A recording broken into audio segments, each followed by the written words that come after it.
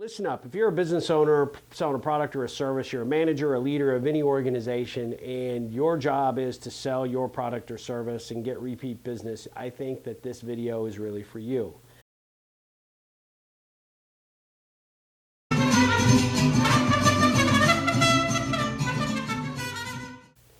Hey guys, Steve Harper with Ripple Effect Vlog. Today, I want to talk to you about something serious. About when to ask for a referral. Or better yet, when not to ask for a referral. Just this past week alone, I got like 4 things in the mail. Said, hey buddy, what's going on? You interested in selling your house? They actually didn't say that, but I'm making some inferences for dramatic effect. It's what my son says I need to do in my videos to make them more personable. When is it appropriate to ask for a referral or to ask for repeat business? Well, this is a question of the ages, right? For any business owner or business person, when is it appropriate to go back to a previous customer and say, hey, you ready to buy more product or services? I probably don't do that, the way I just did it, because that'd be creepy. But I would say it is a quandary because a lot of times people don't have a clue when to do it or how to do it. For example, I got in the mail the last week or so, probably 4 or 5 different reach outs from real estate agents. Now, I'll tell you, our neighborhood right now is super hot. Everybody wants in our neighborhood because our schools are awesome. Elementary, middle school, and high schools are awesome. The area is pretty good. It's continuing to grow in value, which is fantastic for me. But I don't want to move. In fact, I'm not interested in selling. But the reason people like our house is we're on a corner lot. We have the most awesome landscape you could possibly imagine. And I say that wholeheartedly because my wife has done it all. She's amazing. She's got an incredible green thumb. And without question, we have the best looking yard in the entire freaking neighborhood. If somebody happens to watch this video from my neighborhood, I dare to challenge you to have a better yard than my wife's, because it's never going to happen. But the truth is, we get a lot of attention because of that. We have a big lot. We have a pretty nice looking house. People are curious. They always stop us when we're outside. Hey, you're interested in buying? You're selling your house? No, we're not interested. Thank you for stopping by. We get all the time, hey, I'm a new realtor for the area. I was just curious if you're interested in listing your house. I've been really super successful at selling some houses around here. And I'm like, no, we're not. Thanks, but I appreciate it.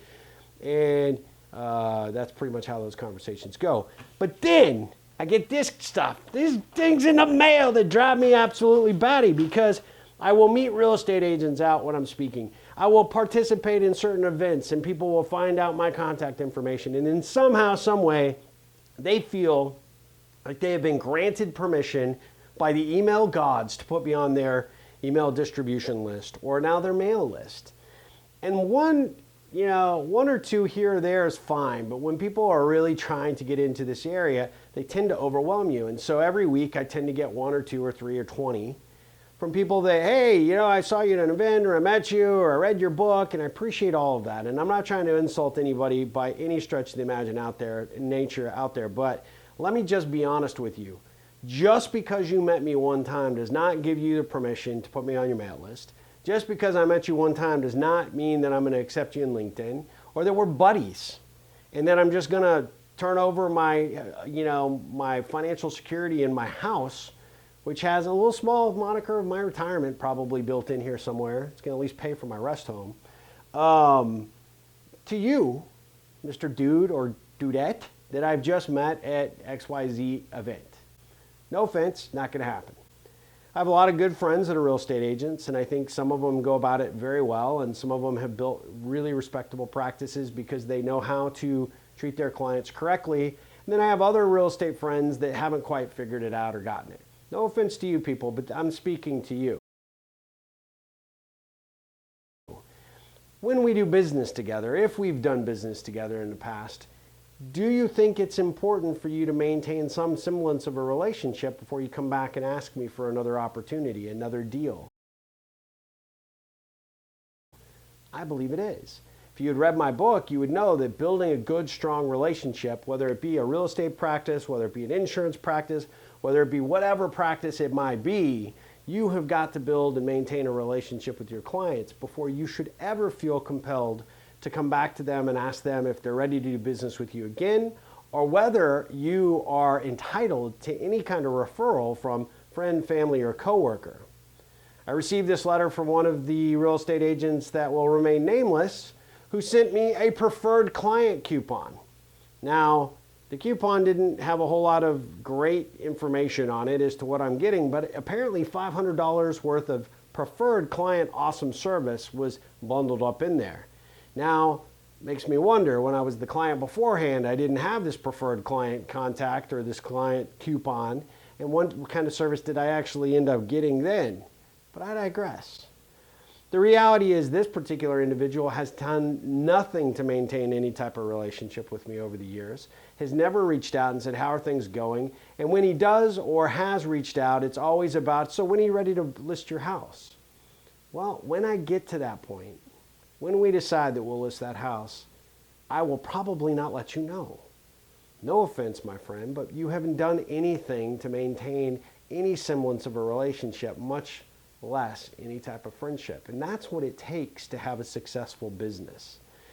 You can't send me a letter and say your business, your practice, your firm, whatever, is built on referrals and do nothing in which to encourage me to give you referrals, which means you have to maintain some semblance so that you like me, that you want to stay in contact with me, that my needs were being met or have been met and were serviced correctly, and that I don't need anything.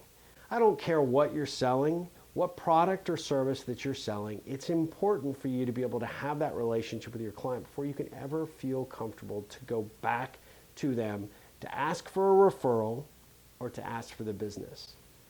Again, I don't care what kind of business that you're in. It can be an auto body shop. It can be, a great restaurant. It can be whatever the case might be.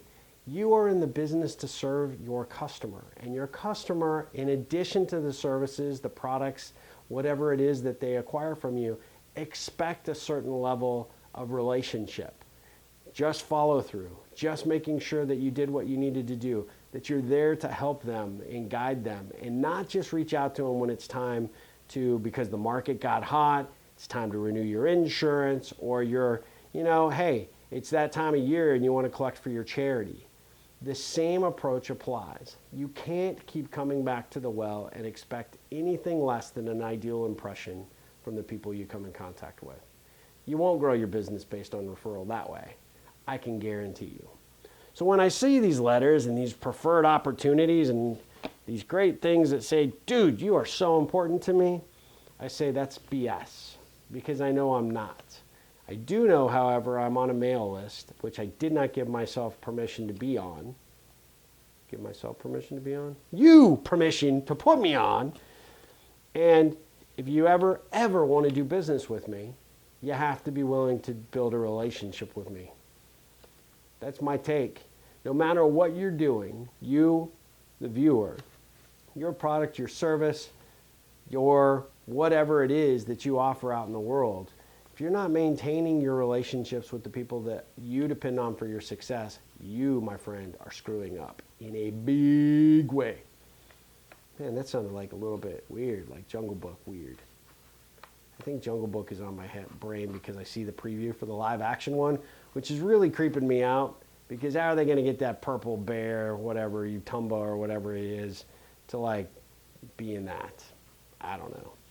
These are the things that I think about when I'm throwing your, hey, you're important to me, I need a referral, emails in the trash.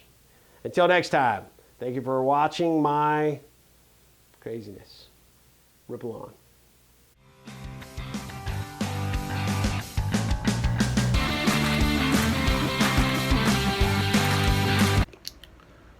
Popsicles.